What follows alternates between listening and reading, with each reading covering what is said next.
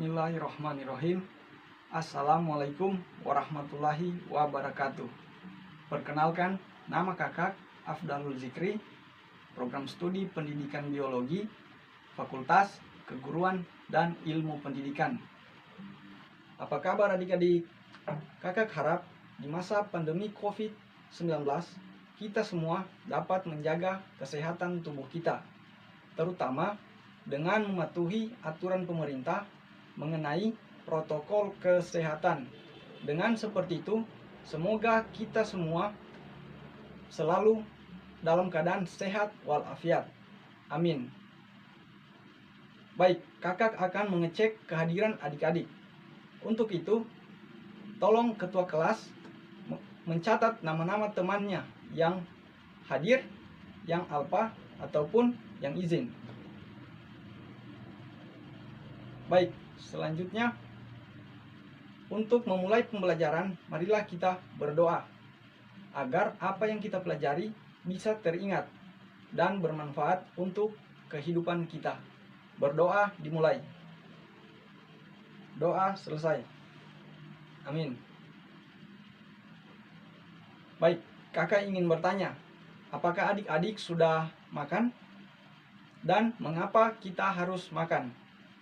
Untuk menjawab pertanyaan tersebut, pada pertemuan ini kita akan membahas materi mengenai makanan dan zat-zat makanan.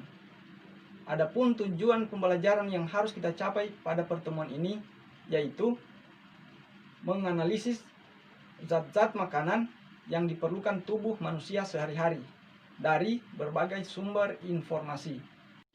Baik, kita masuk pada pembahasan materi. Yang pertama, zat makanan dan fungsinya. Zat makanan merupakan bahan-bahan yang sangat diperlukan oleh tubuh agar tetap hidup. Ada dua jenis zat makanan. Yang pertama, zat makanan makro, seperti karbohidrat, lemak, protein, dan air. Sedangkan zat makanan mikro, seperti vitamin dan mineral. Selanjutnya, fungsi makanan. Makanan mempunyai berbagai fungsi, antara lain 1. Sebagai pertumbuhan dan perkembangan tubuh. Yang kedua, sebagai pemeliharaan atau perbaikan sel-sel yang telah rusak. Yang ketiga, sebagai pengatur metabolisme tubuh. Yang keempat, sebagai penjaga keseimbangan cairan tubuh. Yang kelima, sebagai pertahanan tubuh terhadap penyakit. Dan yang terakhir, sebagai penghasil energi. Baik, kita masuk pada zat makanan. Perhatikanlah gambar berikut ini. Pada gambar ini dapat kita lihat piramida makanan sesuai instruksi gizi seimbang, di mana pada gambar paling bawah adalah kebutuhan akan air yang harus kita konsumsi 8 gelas per harinya. Kemudian kebutuhan karbohidrat 3-8 porsi per hari. Selanjutnya sayuran 3-5 porsi per hari. Buah-buahan 2-3 porsi per hari. Protein hewani 2-3 porsi per hari. Protein nabati 2-3 porsi per hari. Sedangkan kebutuhan akan minyak, gula, garam secukupnya saja. Baik, kita akan membahas zat-zat makanan. Yang pertama, yaitu karbohidrat. Karbohidrat merupakan senyawa majemuk yang terdiri dari unsur karbon, hidrogen, dan oksigen. Setiap 1 gram karbohidrat mengandung 4,1 kalori. Adapun fungsi utama karbohidrat. 1. Sebagai sumber energi utama bagi tubuh. Kedua, berperan penting dalam proses metabolisme tubuh. Berdasarkan panjang rantai karbon, karbohidrat dibagi menjadi 3, yaitu yang pertama, monosakarida. Monosakarida adalah gula tunggal atau gula sederhana. Maksudnya, gula ini tidak dapat lagi dipecah menjadi gula yang lebih sederhana lagi. Contoh monosakarida adalah fruktosa, dan galaktosa yang banyak terdapat pada buah, madu, dan sayuran. Yang kedua, disakarida. Disakarida merupakan gula majemuk. Artinya, gula ini masih dapat dipecah menjadi gula sederhana atau menjadi gula tunggal. Contohnya, sukrosa yang banyak terdapat pada buah, batang, biji, akar, dan umbi tumbuhan tingkat tinggi. Yang ketiga, polisakarida. Polisakarida adalah gula majemuk yang masih dapat dipecah menjadi gula sederhana. Contohnya, amilum yang banyak terdapat pada ketela pohon, biji-bijian, dan umbi kentang. Zat makanan selanjutnya, yaitu lemak. Lemak merupakan senyawa majemuk yang terdiri atas karbon, hidrogen, dan oksigen, serta terkandung fosfor dan nitrogen. Setiap 1 gram lemak mengandung 9,3 kalori. Adapun fungsi utama lemak adalah 1. Sebagai penghasil energi. Kedua, sebagai cadangan makanan.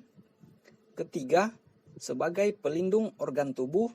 Dan yang keempat, sebagai pelarut vitamin A, D, E, dan K. Berdasarkan tingkat kejenuhannya, lemak terbagi menjadi 2, yaitu 1. Lemak jenuh. Lemak jenuh terdapat pada mentega dan gaji atau jeroan. Jika kita terlalu banyak mengonsumsi lemak jenuh, dapat mengakibatkan kolesterol yang akan memberi masalah pada jantung dan pembuluh darah. Maka kita harus membatasi diri untuk mengonsumsi lemak jenuh. Yang kedua, lemak tak jenuh. Lemak tak jenuh banyak terdapat pada lemak nabati, seperti minyak kelapa, minyak kedelai, dan minyak sayur. Selanjutnya, zat makanan yang ketiga, yaitu protein. Protein adalah senyawa majemuk yang terdiri atas unsur karbon, hidrogen, oksigen, dan nitrogen, serta kadang-kadang juga mengandung unsur sulfat dan fosfat. Setiap 1 gram protein mengandung 4,1 kalori. Adapun fungsi utama protein yaitu 1. Sebagai bahan pembentuk sel, hormon, enzim, dan antibodi. Kedua, mempertahankan tekanan osmosis. Ketiga, sebagai pelindung organ tubuh. Dan yang keempat, mampu meningkatkan metabolisme tubuh. Protein dapat dirombak menjadi molekul yang lebih sederhana, yang disebut dengan asam amino. Asam amino ada 2 jenis, yaitu 1. Asam amino esensial. Asam amino esensial tidak dapat dibuat oleh tubuh kita, maka kita harus mendapatkannya dari makanan. Yang kedua, asam amino non-esensial. Asam amino non-esensial dapat dibuat oleh tubuh kita.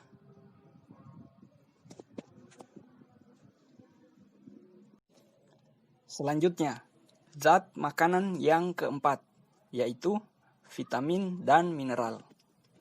Vitamin dan mineral sangat dibutuhkan oleh tubuh, walaupun dalam jumlah kecil, karena memiliki fungsi khusus dan tidak dapat digantikan. Vitamin bukanlah penghasil energi, tetapi dapat melakukan fungsi regulator atau sebagai pengatur. Vitamin juga penting dalam pemeliharaan, pertumbuhan, kesehatan, dan reproduksi. Vitamin terbagi menjadi 2, yaitu vitamin yang larut dalam lemak dan vitamin yang larut dalam air. Vitamin yang larut dalam lemak ada 4, yaitu 1. Vitamin A. Biasanya terdapat pada wortel, bayam, hati, susu, margarin, dan keju. Yang kedua, vitamin D. Biasanya terdapat pada minyak hati ikan dan susu. Yang ketiga, vitamin E. Biasanya terdapat pada minyak nabati, biji-bijian, sayuran hijau, dan kecamba. Yang keempat, vitamin K. Biasanya terdapat pada sayuran hijau, kedelai, dan hati sapi. Selanjutnya, vitamin yang larut dalam air, yaitu 1. Vitamin B1 dan B2. Biasanya banyak terdapat pada sumber karbohidrat seperti gandum, sereal, beras, dan juga terdapat pada buah dan protein hewani dari unggas. Yang kedua, vitamin B6 dan B12. Biasanya banyak terdapat pada hati, daging, telur, dan susu. Yang ketiga, vitamin C. Biasanya terdapat pada brokoli, toge, jeruk, buah, dan sayuran. Selanjutnya, mineral. Mineral-mineral yang dibutuhkan oleh tubuh dikelompokkan menjadi makroelemen dan mikroelemen. Yang pertama, makroelemen. Unsur-unsur yang diperlukan tubuh dalam jumlah besar disebut makroelemen. Contohnya seperti natrium, kalium, fosfor, magnesium, klor, dan belerang. Biasanya terdapat dalam buah-buahan dan sayuran. Selanjutnya, mikroelemen. Unsur yang dibutuhkan oleh tubuh dalam jumlah yang sangat kecil, tetapi sangat esensial bagi proses-proses dan struktur tubuh. Contohnya seperti zat besi, yodium, fluorin, tembaga, dan unsur-unsur perunut atau traserelemen seperti mangan, kobalt, molibdenum, dan selenium. Zat makanan yang kelima, yaitu air. Air adalah senyawa yang terpenting bagi semua bentuk kehidupan. Akan tetapi, untuk kesehatan sistem pencernaan manusia, sebaiknya mengkonsumsi air yang jernih, artinya tidak berwarna, tidak berasa, dan tidak berbau. Sebaliknya, jika kita mengkonsumsi air yang tidak jernih, maka sistem pencernaan kita akan terganggu atau terserang penyakit. Jadi, jika kita ingin mengkonsumsi air, air tersebut harus tergolong dalam air yang jernih. Adapun fungsi air. 1. Sebagai pelarut zat organik dan zat anorganik. 2. Sebagai pengangkut hasil dan sisa-sisa metabolisme. 3. Sebagai pengatur suhu tubuh. Dan yang keempat, sebagai bahan sintesis karbohidrat dan suspensi, protein, lemak, glikogen, dan amilum. Baik, sampai di sini, apakah adik-adik ada yang ingin bertanya mengenai apa yang sudah kita pelajari tadi? Jika tidak ada, maka kakak akan memberikan tugas kelompok sesuai dengan kelompok yang sudah ditentukan. Jadi, tugasnya ada 3 nomor. 1. Identifikasi dan tuliskanlah jenis jenis makanan yang Anda konsumsi selama 3 hari lalu. Kedua, tuliskan dalam tabel. Kemudian kategorikan komponennya. Apakah tergolong dalam karbohidrat, protein, lemak, ataupun vitamin.